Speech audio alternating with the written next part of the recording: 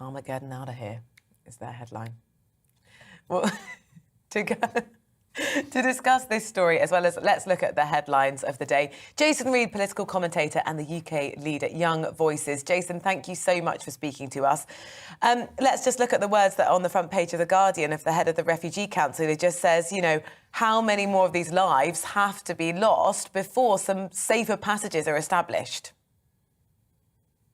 Yeah, this was by far the biggest tragedy that we've seen in the Channel crossings crisis since records began all the way back in 2014. As you say, at least 27 people are thought to have died when this boat sank. It's been reported that there was a quite testy exchange over the phone last night between Boris Johnson and the French President Emmanuel Macron.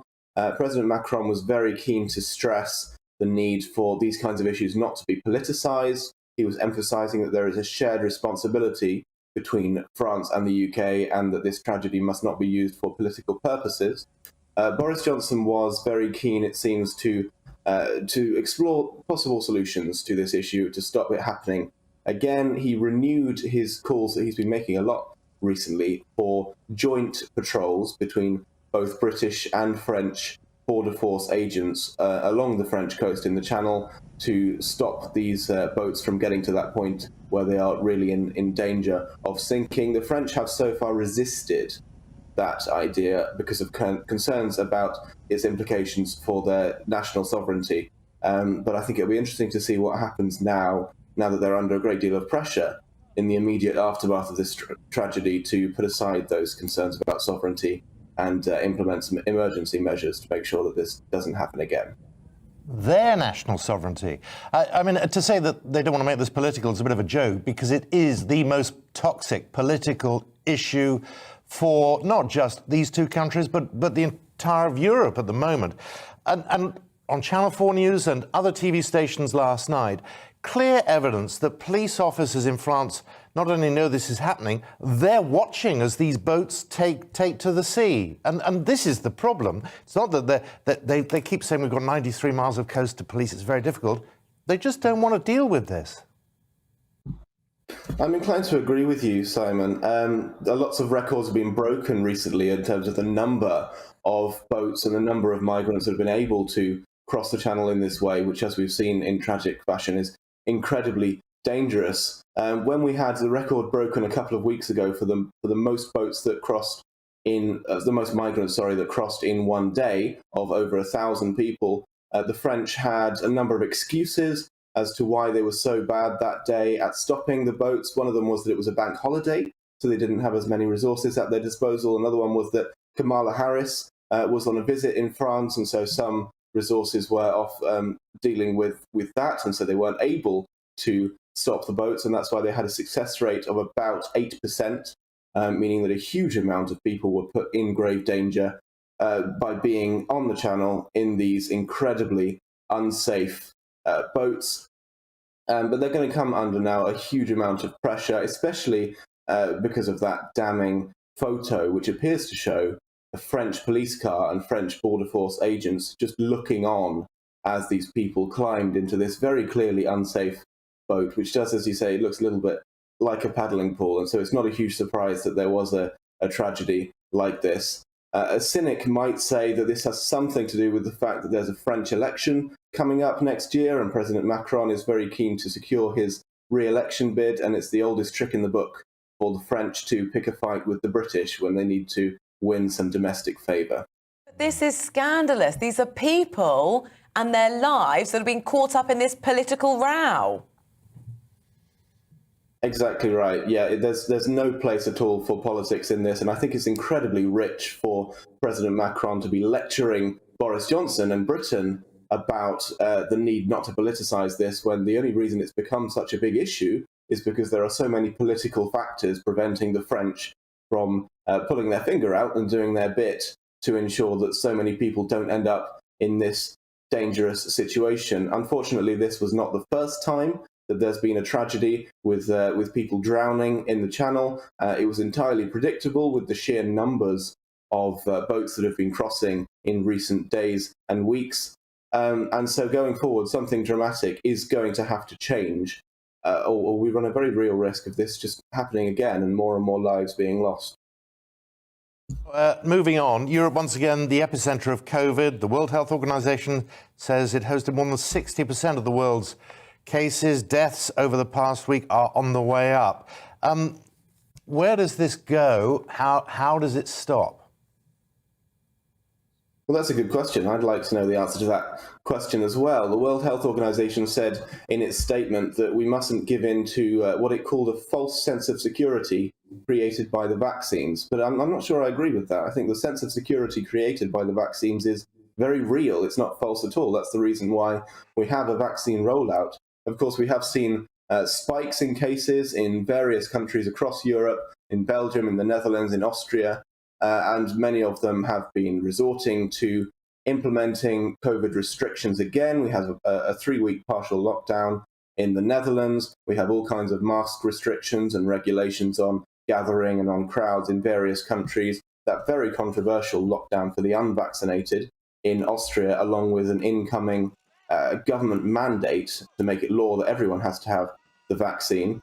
And in the UK, we've been very lucky so far that we've not had a lot of those issues because we have a very high vaccine uptake and because we have a very good immunity to the Delta variant.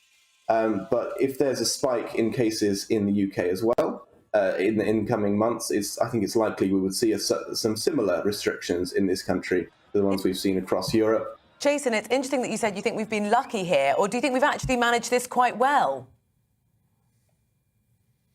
That's true, yes. I think we've, some of it has been luck, but some of it maybe has been calculated as well, that we have come out to the other side of this quite well. We've had very, very high vaccine uptake.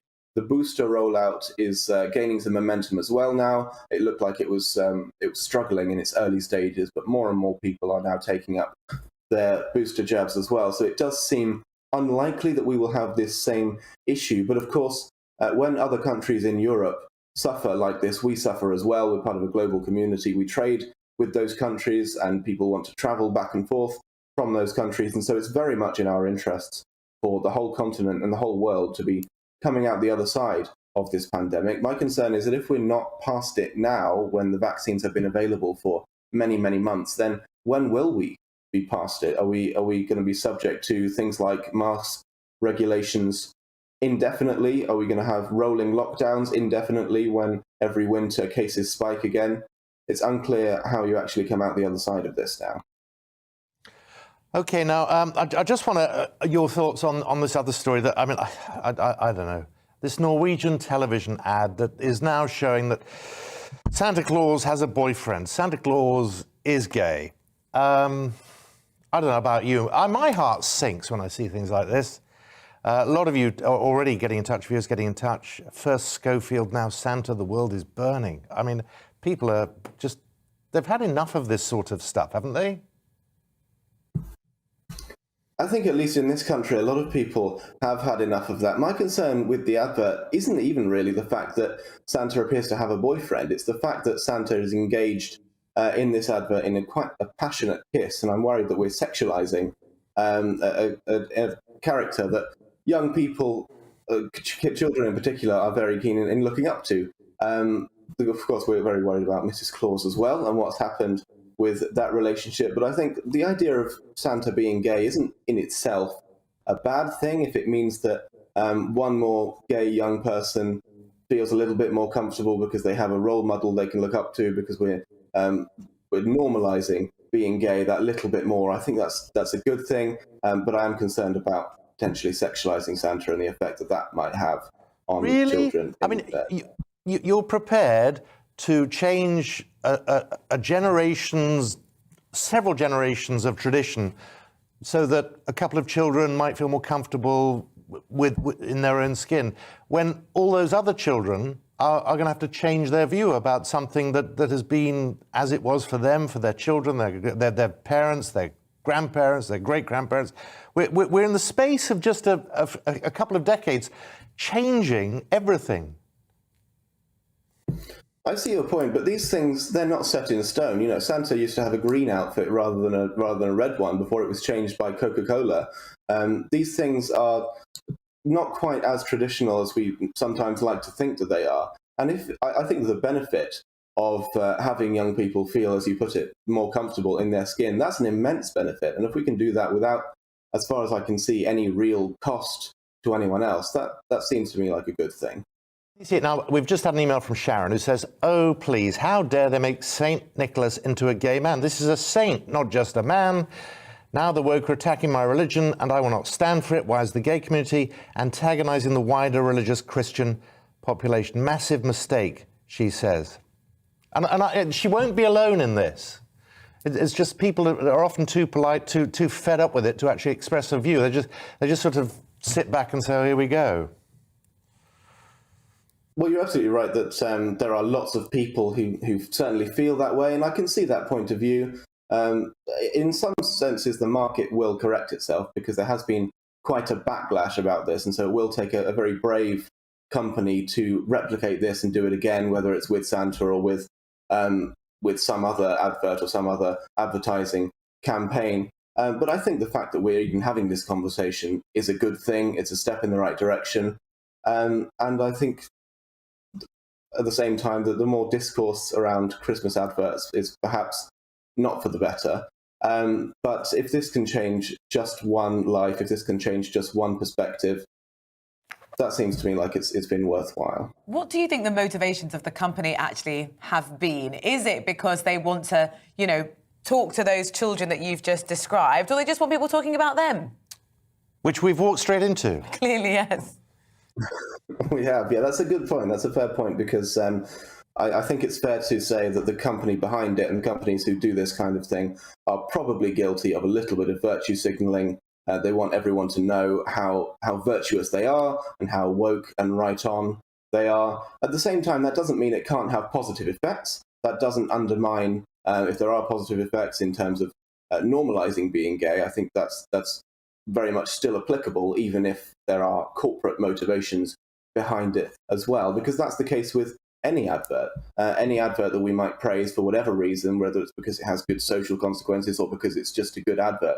Adverts are always made by companies in order to increase their own profit, in order to have other people talking about them. And this company has done it in what seems to be a very successful way, because we're in another country and we are talking about it and promoting those images. And so it seems to me that they've done very well in what they wanted to achieve.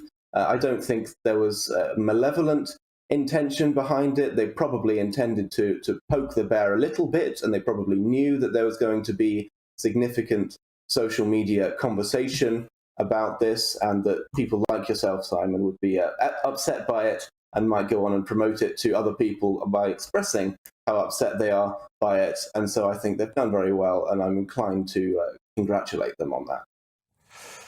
Okay, lots of people tweeting now. Santa is not gay. He's married to Mrs. Claus, and everybody knows it. Well, yeah, they go on to say, why ruin Santa for all kids? Jason, thank you very much for giving your views. Really appreciate having you on the programme. Jason Reed, UK lead at Young Voices and political commentator. You didn't mention the FFS. No, I didn't.